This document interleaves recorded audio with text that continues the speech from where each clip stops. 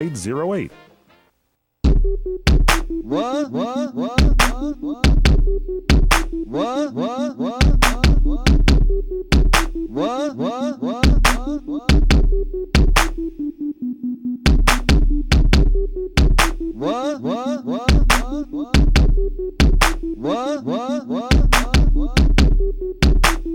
That's right, baby. We are back, and you're listening to the Original Sports Show, and I'm your host, Leopold Jeans, the Big OG, broadcasting live here on CRN Digital Talk Radio, baby. That's right, out here in sunny Sunland, California, and the number to call in today is 1-800-336-2225. Once again, that's 1-800-336-2225. That's right, baby. Let's get back into this. We're going to talk a little bit about, I wanted to correct myself, okay? Because we're all about being accurate here, professional journalists. Jake Browning of Folsom High School was the kid that passed for 686 yards and 10 touchdowns.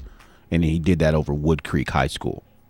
Jake Browning of Folsom passed for 686 yards in one game and 10 touchdowns over Wood Creek. Wow. Big time. That's definitely newsworthy. And friend me on Facebook also. Leopold Jeans. I want all you listeners out there to become my friends on Facebook, because I don't have nothing to hide. It's all on the internet, baby.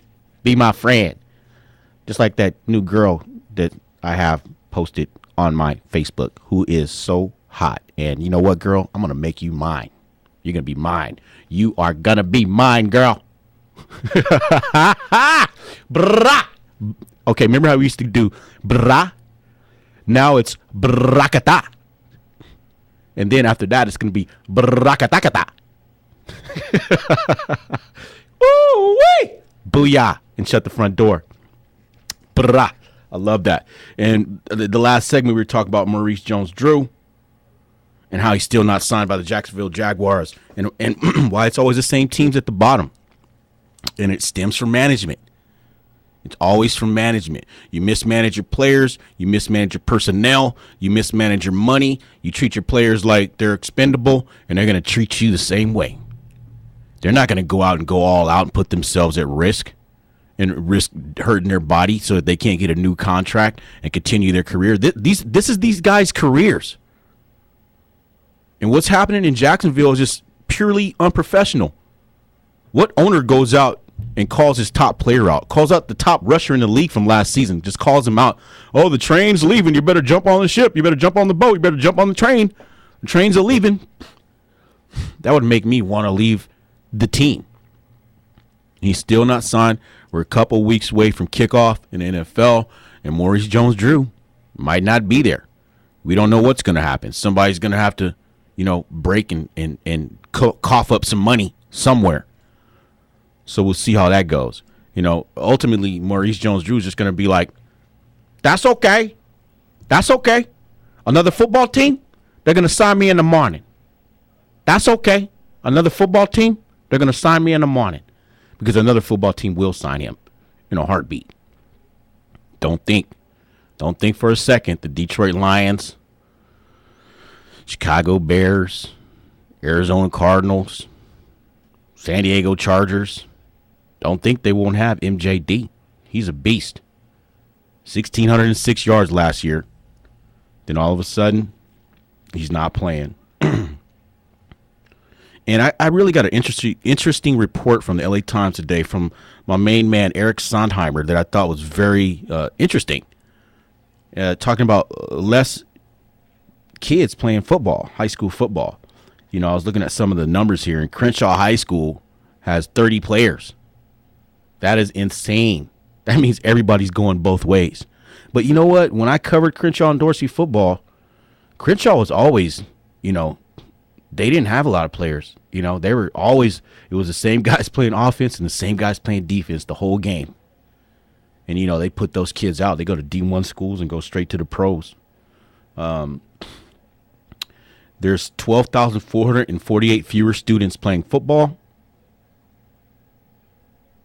That's a lot of kids not playing football. And, you look at football, there's what goes into football is pedigree, training, fathers, sons, mothers, sons, kids that just want to play football. Most kids know that they want to play football by the time they're like 4 or 5. They know. And that's what, they either like it or they don't like it. But I thought that's an interesting topic there. That's a lot of kids not playing football. I blame soccer. I do. Because my son played Pop Warner last year. The one thing that bothered me was that my son and his football team would play and practice over in the corner in the dark, and all the soccer kids had all the field, and they practiced under the lights, and they had all this carte blanche stuff. It was like, I don't know, 6 soccer teams chewing up a beautiful gridiron, just kicking up all the beautiful grass on the gridiron, and my boy and his team were practicing over in the dirt, in the dark. There was no lights over there, and that's just kind of how they treated it. And I can understand, soccer, it's a co-ed sport. It's one of those sports that I have always said could be co-ed as a pro sport.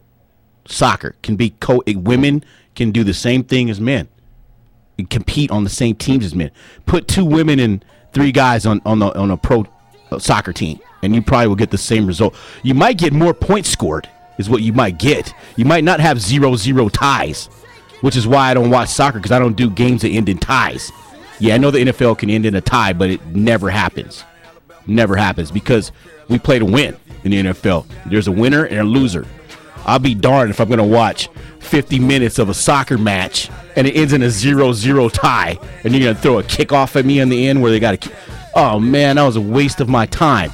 And I'm not wasting your time, because we are talking time on the Original Sports Show, baby. We're keeping it OG, and we will be back on the Original Sports Show. We're going to go ahead and take a break, and the number to call in today is 1-800-336-2225. Once again, that's 1-800-336-2225. Holla.